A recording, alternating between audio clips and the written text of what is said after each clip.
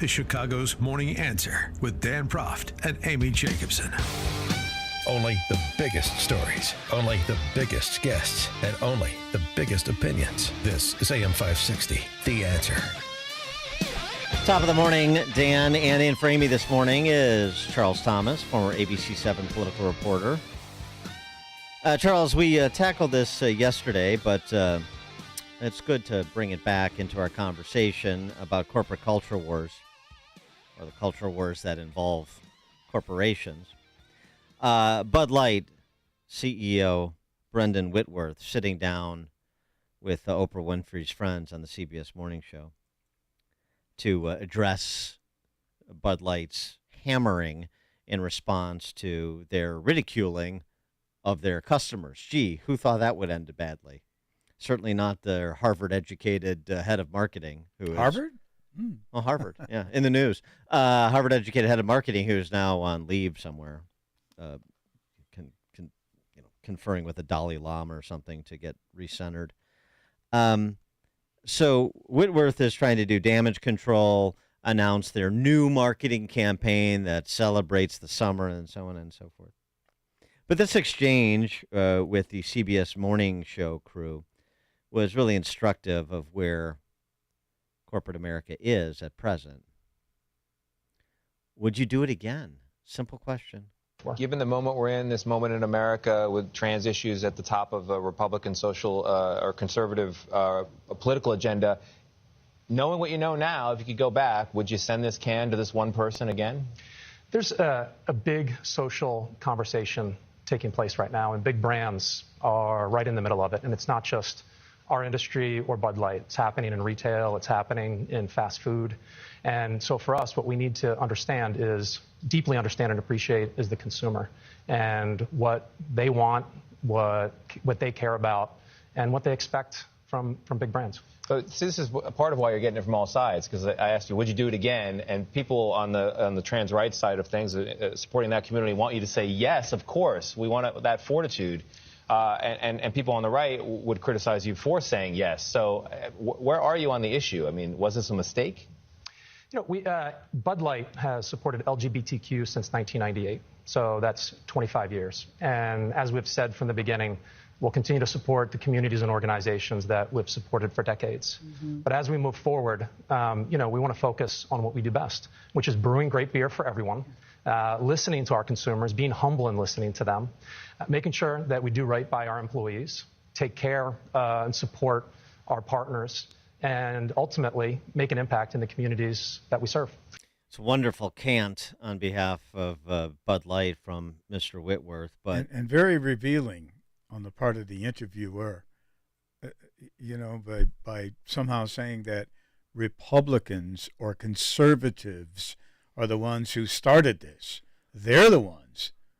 Right. It's at the top. It's at the top of the list of conservatives. Even as Brendan Whitworth, we've supported LGBTQ organizations for 2.5 decades. Right. But we've manufactured this war to listen to them characterize it. Of course, that's what they say.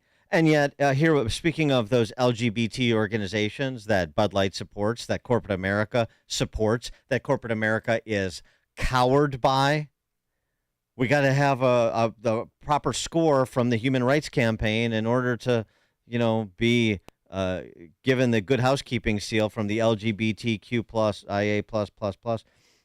250 Hollywood celebrities sign a letter demanding big tech censors anyone who disagrees with them. Celebrities such as Alyssa Milano, I think she's past her sell-by date on celebrity, but okay. Alyssa Milano, Ariana Grande, Demi Lovato, Dylan Mulvaney, of all people. Oh, interesting. Let's see, who else we got here? Fun celebrities. Judd Apatow, Mandy Patinkin, Rosario Dawson, Patrick Stewart. A lot of 250 celebrities. Here's the letter. True allies do not profit from anti-LGBTQ hate. We speak together with one voice to demand your companies create and enforce stronger content and ad policies to directly confront the content that is causing online and offline harm to trans, non-binary, and gender non-conforming people. What is the harm? What's the nature of the offense? Misgendering people, referring to people by their biological sex, and dead naming people, calling persons by their birth name rather than their invented name. And for that, these celebrities, arranged by GLAAD and the Human Rights Campaign, those organizations Bud Light supports, are demanding people be silenced online. But it's conservatives that are bringing the culture war. Okay. For more on this, pleased to be joined by Joshua Katz, former Princeton professor, now senior fellow at the American Enterprise Institute. Joshua Katz, thanks for joining us. Appreciate it. Hi, Dan. Hi, Charles. Good morning. I'm delighted to be here. Delighted to have you. So what's your reaction to what you heard from Brendan Whitworth there at Bud Light? Well, it's very funny you should bring that up. I know you've brought me on because of a piece I wrote last week in City Journal called Corporate Culture Wars, which is basically about corporate culture meets the culture wars. And I have to admit this, in an early draft of the piece that I submitted to City Journal, I actually mentioned the Bud Light controversy a little bit. That got cut, as did a number of other things for word limit. So nice to hear this. Well, look, this is a very interesting case because, as was just pointed out, Anheuser-Busch is getting hammered from both the left and the right. I would say that regardless of one's political opinion, one probably, as a CEO or as somebody high up in a corporation, one probably doesn't want that sort of thing. So it wouldn't be a bad thing to try to keep sociopolitical interests out of the boardroom. Right, but I mean, they can't do it. They can't do it because they're under pressure from organizations like the Human Rights Campaign. You have to be an advocate to be an ally, and so they're afraid to not be labeled a non-ally. We're not afraid to ridicule their customer base, frat culture, and they're paying unforeseen consequences. Of course, they're unforeseen because there's groupthink going on there. But that's right. Well, of course, there has to be think in the other direction as well. But this isn't going to. My point is, though, this is not going to stop. I mean, corporate America is aligned with these left-wing advocacy organizations and afraid of them. It seems to me. Well, that is true. Colleges and universities, about which I know something, are, corporations are, and most of America's cultural institutions are. So the question is, how do we take all of this back? Harvard came up before, thanks to the Alyssa Heiner-Scheider, whatever her name was. Exactly. Right. So she's now gone, and let's just say that Harvard is now in the news. These matters are not immediately related to one of the Supreme Court decisions yesterday, but they're not unrelated to it either. And there's going to be a sea change. It may or may not happen in my lifetime. I hope it does. Well, wait, you'd say unrelated. Develop that a little. They're not unrelated, wholly unrelated. Well, of course, they're not unrelated. It's pretty easy to see what the connection is as a thread, but from a legal point of view, they're unrelated. Right.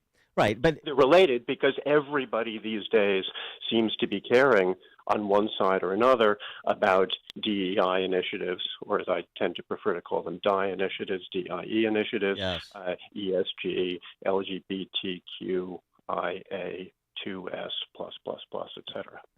We share. I did the same rearranging of the acronym that you did. Oh, that's good to know.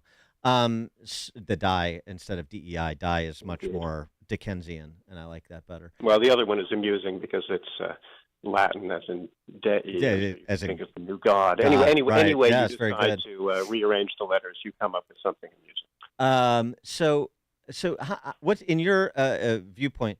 How much of this is driven by these leftist cultural organizations that we've been describing, and how much of it is driven by BlackRock and Vanguard and ESG?